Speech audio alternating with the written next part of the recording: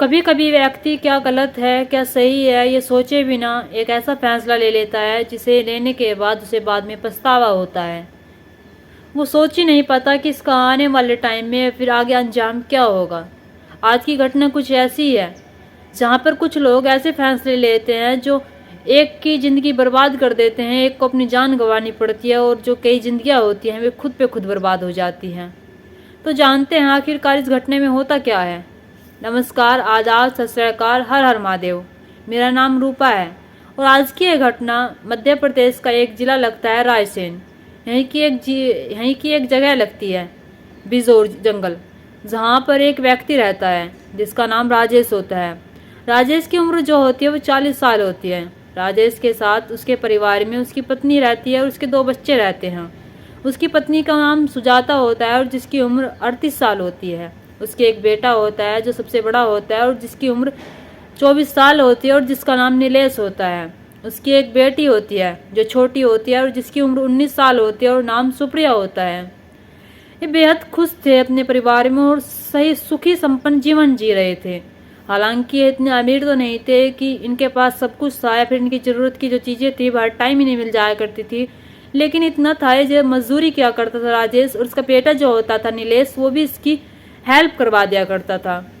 अब इनका जो घर था वो भी पक्का नहीं था, वो भी कच्चा था, ये मजदूरी करते थे। अब इनकी जो बेटी होती है वो एक दिन घर के जो लिपाई पुताई के लिए मिट्टी लेने के लिए जाती है और वो मिट्टी लेने के लिए तालाब में जाती हैं और तालाब में जाने के बाद वहाँ से मिट्टी निकालते हैं। मिट्टी निकालने के बाद उसके मन में आता है कि मुझे नहा लेना चाहिए। उस तालाब का जो पानी होता है वो बड़ा ही साफ़ सुथरा होता है और अच्छा होता है और जिसमें गंदगी भी नहीं होती। वो उसमें नहाने लगती है और नहाने के बाद जैसे ही वो उस मिट्टी की बाल्टी जो होती है उसे उठाकर ले जाने लगती है तो उसे उसके प्राइवेट पार्ट में कुछ अजीब सा महसूस होता है। अब वो सोचती है कि इसमें क्या चला गया। वो सोचती है, पहले हाथ लगा कर देखती है लेकिन उसे लगता था कि वैसे ही कुछ है। उसे हटाने की कोशिश करती है लेकिन वो नहीं हट पाता। तभी वो झाँक कर देखती है तो जो उसका प्राइवेट पार्ट होता है उसमें जोक घुसी हुई थी। अब जब वो जोक को देखती है तो वो ज़ोर ज़ोर से चिल्लाने लगती है और रोने लगती है क्योंकि जोक जो होती है वो उसके हाथ से नहीं निकल पाती है। वो उसे निकालने की बहुत कोशिश करती है। जब वो ज़ोर ज़ोर से रोने और चिल्लाने लगती है तभी एक लड़का होता है जो वहाँ से गुजर रहा होता है, विकास, जिसका नाम विकास होता है। विकास जो होता है उस सुप्रिया के पास आता है और कहता है कि क्या हुआ, तुम इतनी ज़ोर ज़ोर से क्यों चिल्ला रही हो। अभी सुप्रिया जो होती है कहती है कि मेरे जो प्राइवेट पार्ट में है वो जोक घुस गई है और वो मुझसे निकल नहीं रही है। विकास जब इस बात को सुनता है तो वह हैरान रह जाता है और सोचता है कि जोक यहाँ कैसे चली गई तुमने प्राइवेट पार्ट में। तो वो बताती है कि मैं तालाब में नहा रही थी और पता नहीं कैसे घुस गई। तो विकास जो होता है वो कहता है कि मैं निकाल दूँ। तो सुप्रिया जो होती है वो कहती है कि हाँ निकाल दो। वो उसकी जो प्राइवेट पार्ट पर जोक घुसी हुई होती है उसे निकाल देता है। उसे निकालने के बाद ये सुप्रिया जो होती है पूछती है कि तुम यहाँ पर क्या कर रहे हो। ये विकास जो होता है बताता है कि मैं तो तुम्हारे ही पीछे रहता हूँ और तुम्हारे ही साथ रहता हूँ साई की तरह। वो जो सुप्रिया होती है वो कहती है कि मैं कुछ समझी नहीं। विकास जो होता है कहता है कि मैं तुमसे बेइंतहा मोहब्बत करता हूँ, बहुत प्यार करता हूँ और जहाँ तुम जाती हो मैं पीछे पीछे वहीं पर जाता हूँ। मैं देखता हूँ कि तुम सही हो या फिर तुम्हारे साथ कुछ गलत तो नहीं हो रहा। जैसे कि आज देखो तुम्हारे जो प्राइवेट पार्ट में जो घुस गई और तुम चीख चिल्ला रही थी लेकिन कोई नहीं आता और मुझे तुम्हारी आवाज़ जाती है और मैं गहला गया क्योंकि मैं तुम्हारे पीछे पीछे हर टाइम रहता हूँ। जब इसकी बातें सुनती है सुप्रिया तो वो कहती है कि ऐसा क्यों। वो बताता है, वो पहले ही बताता है। वो कहता है कि मैं तुमसे बेइंतहा मोहब्बत करता हूँ, तुमसे बहुत प्यार करता हूँ और मैं तुम्हारे बिना नहीं रह सकता हूँ और मैं तुमसे शादी करना चाहता हूँ। जब सुप्रिया उसकी ये बात सुनती है तो वो कहती है कि ये तुम क्या कह रहे हो। तो विकास जो होता है वो कहता है कि इतनी सीधी मत बनो, मुझे भी लगता है कि तुम मुझसे प्यार करती हो क्योंकि तुम्हारी आंखें जो है वो बता रही हैं, ये जो तुम्हारी आंखों में मेरे लिए प्यार है वो दिख रहा है। सुप्रिया जो होती है वो कहती है कि हाँ मैं भी तुमसे प्यार करती हूँ। कि सुप्रिया और जो विकास होते हैं एक ही गाँव के होते हैं।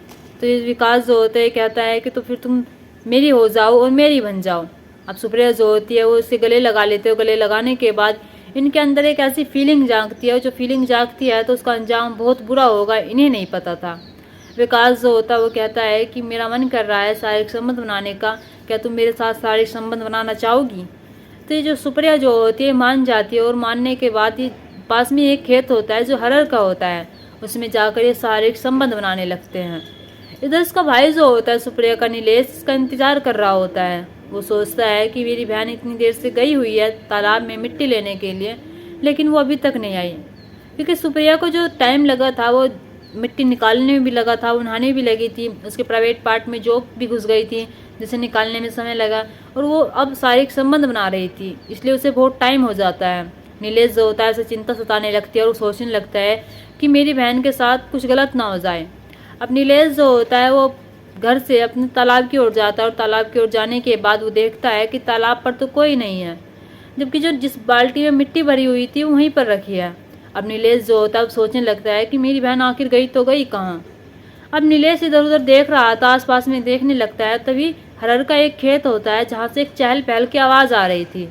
तो नीलेश जो होता है दबे पैर जाता है और दबे पैर जाने के बाद वो देखता है कि उसकी बहन जो सुप्रिया है वो एक लड़के के साथ शारीरिक संबंध बना रही है।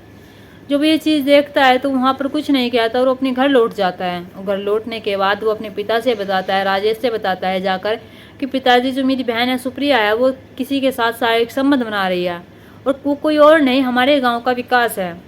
जब उसके पिता ये बात सुनते हैं तो उन्हें गुस्सा आ जाता है, और गुस्सा आने के बाद भी एक डंडा उठाते हैं और खेत की तरफ चले जाते हैं। उनके पीछे पीछे इनकी पत्नी और नीलेश भी होते हैं। ये तीनों खेत पे पहुंचने के बाद तब भी ये सुप्रिया और जो विकास था ये शारीरिक संबंध बना रहे थे।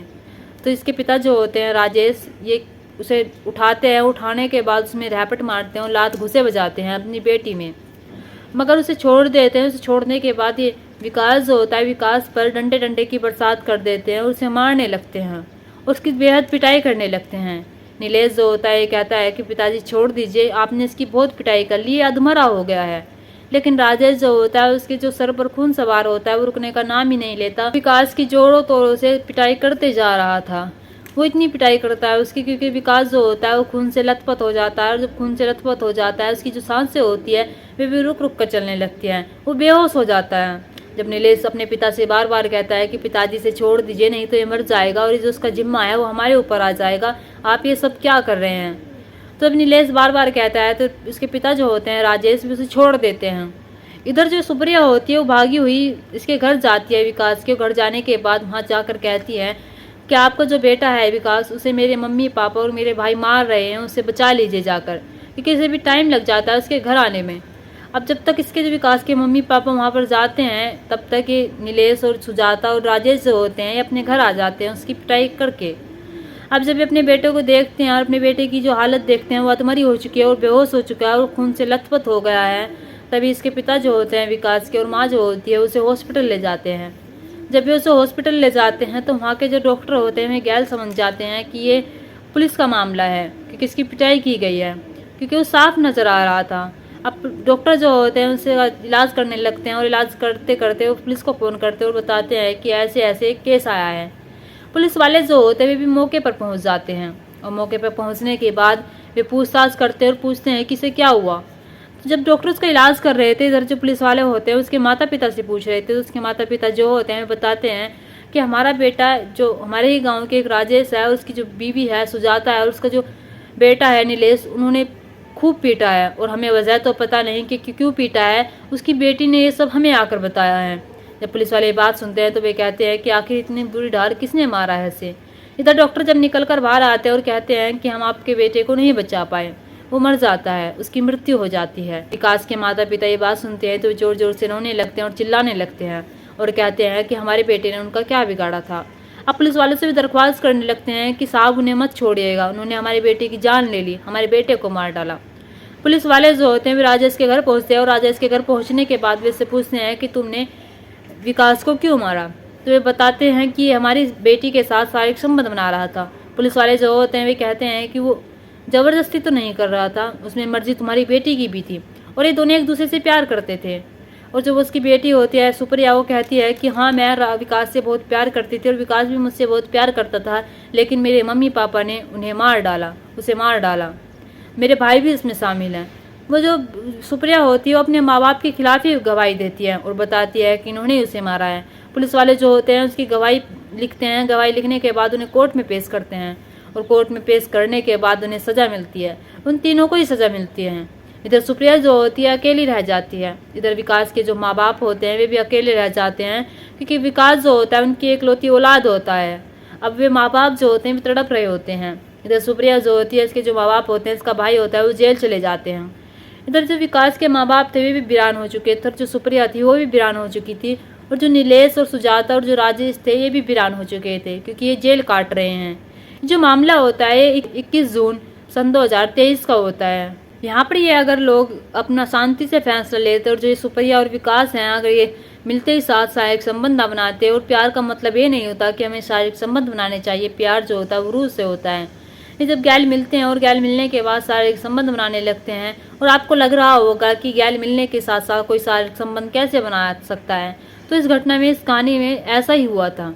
वे जो जब दोनों सुप्रिया और विकास मिलते हैं तो मिलने के बाद पहली बार मिलते हैं आमने सामने और वे शारीरिक संबंध बनाने लगते हैं। इधर जिसके माता पिता होते हैं सुप्रिया के, अगर ये शांति से फैसला लेते तो शायद आज सब कुछ सही होता, लेकिन यहाँ पर इन लोगों ने पुलिस की मदद लेने की बजाय अपना आप ही फैसला किया। दोस्तों, इस घटना को सुनाने का मकसद मेरा आपका दिल दुखाना नहीं था, आपको परेशान करना नहीं था, आपको सचेत करना था और आपको घटना के बारे में बताना था। आप अपने परिवार के साथ खुश रहिए। नमस्कार।